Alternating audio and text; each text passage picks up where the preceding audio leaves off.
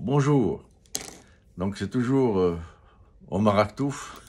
Je me suis présenté lors de la dernière capsule. Et donc là, je voudrais continuer j'avais commencé à expliquer sur Davos. Alors, il faut comprendre que l'ancêtre de ce forum de Davos, qui, comme je vous l'ai dit, entre guillemets, veut faire le bien futur de ce monde, il y a aussi d'autres forums pas très connus, notamment créés par David Rockefeller, David Rockefeller Ier, et qui s'appelle la trilatérale. Alors, pour ceux qui veulent en connaître plus, je ne sais pas si ça existe, mais enfin, c'est assez rare de trouver des livres sur ça, parce que ce sont des choses assez confidentielles, merci, sur lesquelles on ne veut pas trop s'étendre ni trop parler. Il y a un livre qui est en anglais, je ne sais pas s'il est traduit en français, qui s'appelle Trilatéralisme. Et donc, dans ce livre, vous trouverez un certain nombre d'indications là-dessus, ou alors en cherchant sur le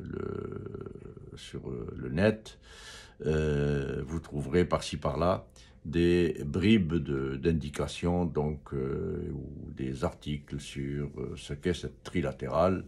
Euh, mais sachez que ça sera toujours extrêmement dilué ou plutôt édulcoré, sinon maquillé. Alors, qu'est-ce que c'est que cette trilatérale et qu'est-ce que ça a à voir avec Davos? C'est le fait que David Rockefeller a eu cette phrase, en tout cas c'est à lui qu'on la prête, disant ceci: l'économie est une chose trop complexe et trop importante pour être laissée à la gestion de l'État. Voilà. Bon. L'économie est une chose trop complexe, trop compliquée, trop importante pour être laissée entre les mains des États.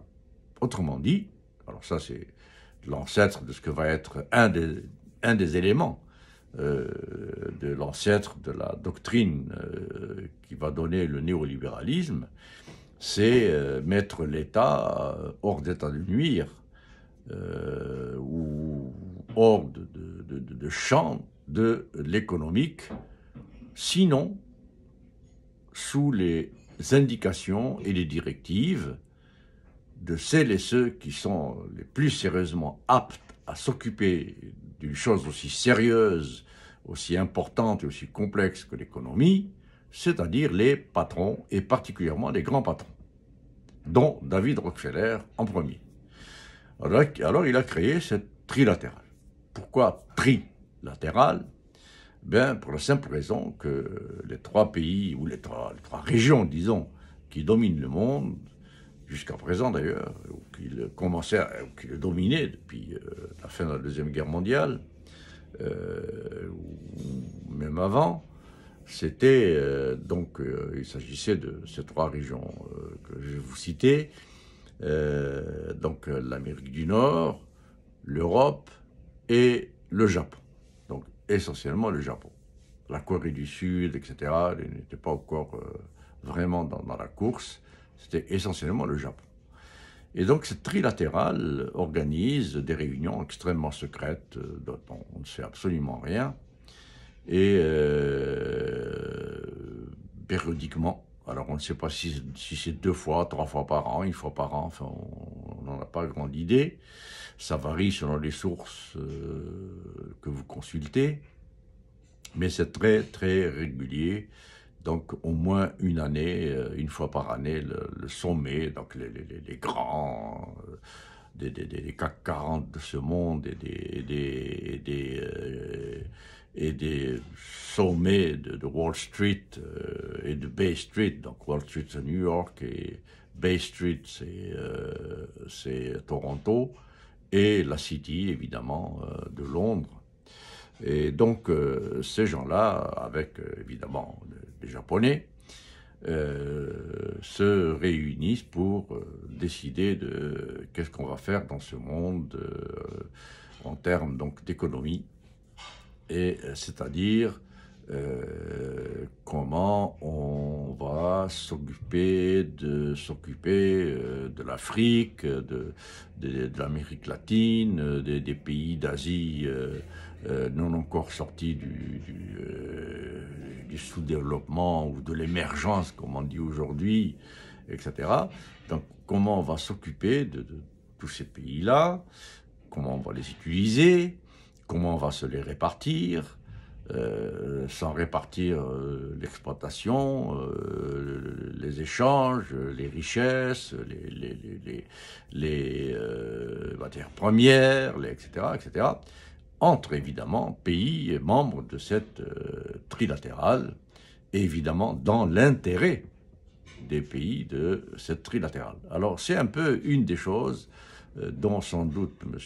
Schwab s'est inspiré, et qui doit guider l'esprit de ce qu'on appelle le forum de Davos. Bon, alors il y a d'ailleurs plusieurs caricatures là-dessus, dont une que j'ai vue récemment, qui présente donc le globe terrestre, avec quelques personnes en smoking assises dessus, et qui sont énormément bedonnantes et obèses, ces personnes-là, avec des chapeaux de haute forme, et puis bon, le drapeau américain, le drapeau suisse, le drapeau, que sais-je, anglais, etc., et qui donc se disent entre eux, nous sommes en train d'organiser le bien-être de la planète, et on les voit se gaver d'une planète qui est à moitié rabougrie et à moitié rognée, ou plus, et on les voit lancer des miettes qui descendent vers l'Afrique, vers l'Amérique latine, vers l'Océanie, enfin vers bon, donc les pays dont ils sont censés s'occuper pour en améliorer le sort. Alors donc voilà, juste cette caricature-là, on dit bien long hein, sur ce que veut dire ce genre de forum et ce genre de groupe. Alors la trilatérale a donné aussi un autre groupe plus connu qui s'appelle Bilderberg, et qui vient du lieu où a été faite la première réunion. Je pense que c'est en Suisse aussi, il me semble, en Suisse allemande. Et donc ce groupe se réunit aussi tous les ans de façon secrète. Tout ce qu'on sait, c'est le lieu où il se réunit. Le groupe Bilderberg, vous cherchez, vous pouvez trouver. Et donc le lieu où il se réunit, mais généralement c'est dans des châteaux comme à Davos, donc le luxe suprême, les fêtes, les banquets,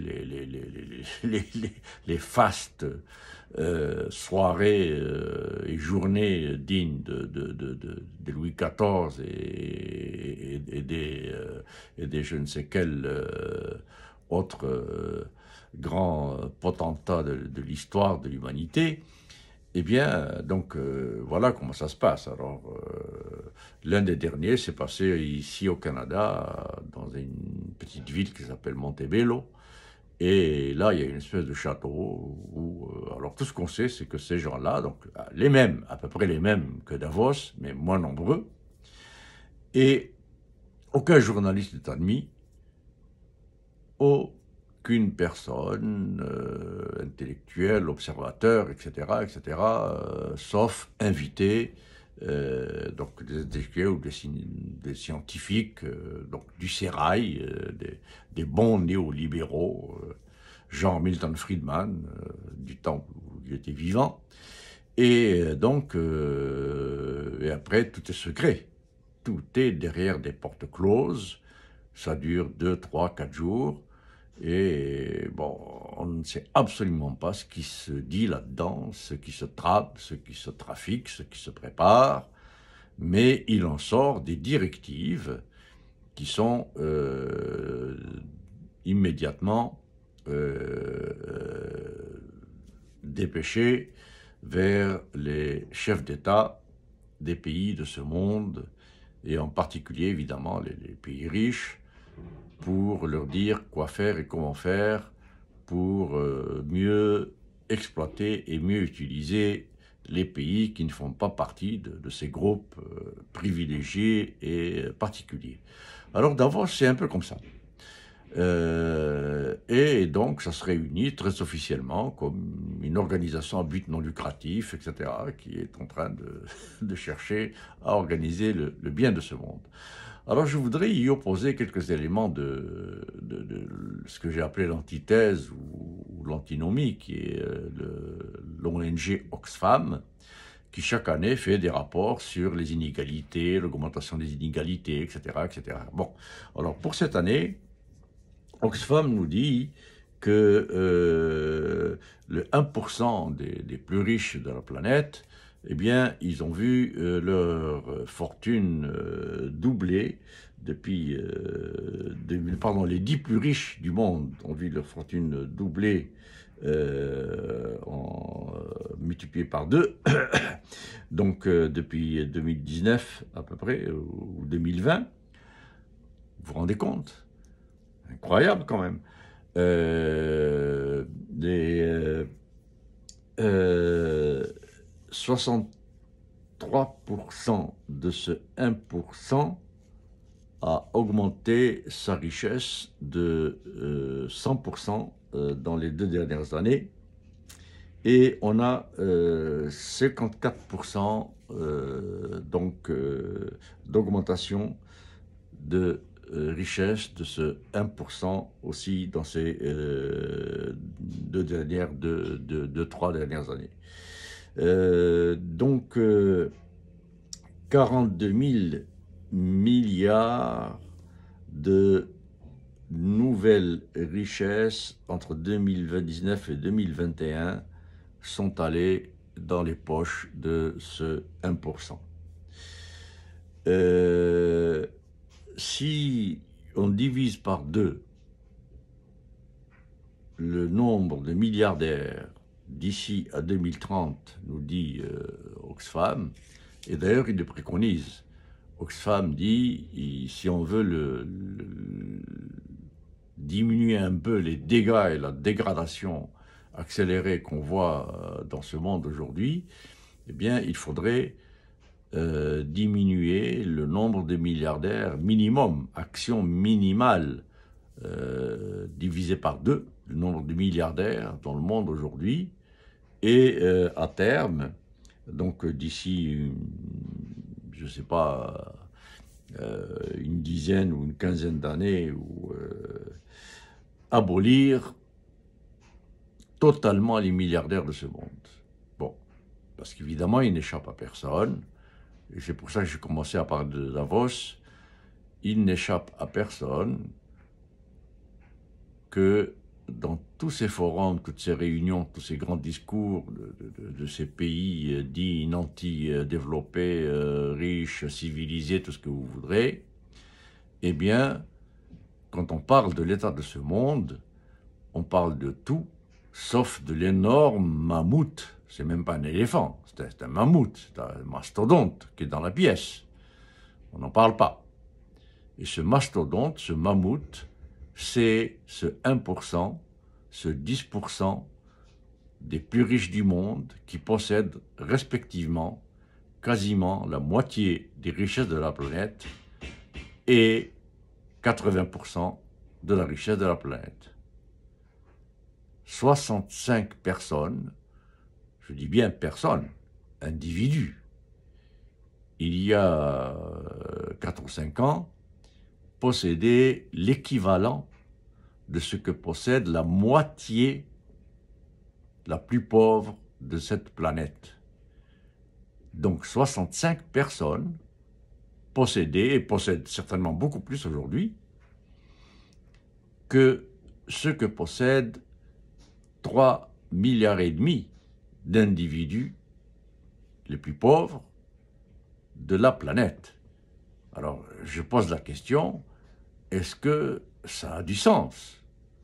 Alors, nous sommes en pleine perte de sens inouïe. Alors, pour parler juste du Canada, les 100 patrons les mieux payés. On a eu ici au Canada, j'ai déjà parlé à d'autres occasions, il y a des années, un patron de banque qui se payait 73 000 $ de l'heure. Alors, moi, je pose la question, qu'est-ce qu'on fait pour gagner 73 000 $ de l'heure? Est-ce qu'on transforme le bois en or ou le béton en diamant Je me demande ce qu'on fait. Et comment peut-on permettre ça? Et comment cela peut-il exister? Alors donc, aujourd'hui, plus récemment, entre l'an dernier et cette année, donc entre 2022 et 2023, les 100 hommes les plus riches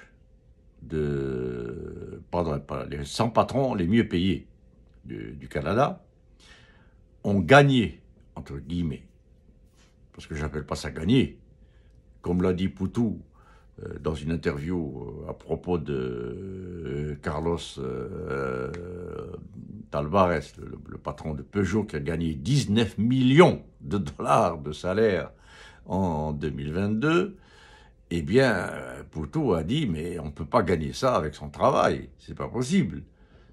Il n'y a personne qui peut gagner 19 millions en une année à partir du travail qu'il fait. Ça n'a aucun sens. Enfin, il faut prendre les gens pour des malades pour dire des choses pareilles. Alors voilà, donc ce grand mammouth, ce grand éléphant, ce dinosaure, ce mastodonte absent dans la pièce dont on ne parle jamais, eh bien ce sont ces milliardaires et ces multi super milliardaires comme Jeff Bezos qui vient de recevoir une médaille de la Légion d'honneur de M. Macron. On se demande bien pourquoi. Quand on sait ce que fait monsieur Jeff Bezos, avec ses employés dans ses entrepôts qui sont traités comme des esclaves, pire que des esclaves, parce qu'au moins les esclaves, on les achetait et on en prenait soin, parce qu'on les achetait. C'est pas juste des salariés qu'on pouvait jeter comme ça. Donc quand on dit qu'ils sont traités comme des esclaves, c'est pas vrai. Ils sont traités pire que des esclaves.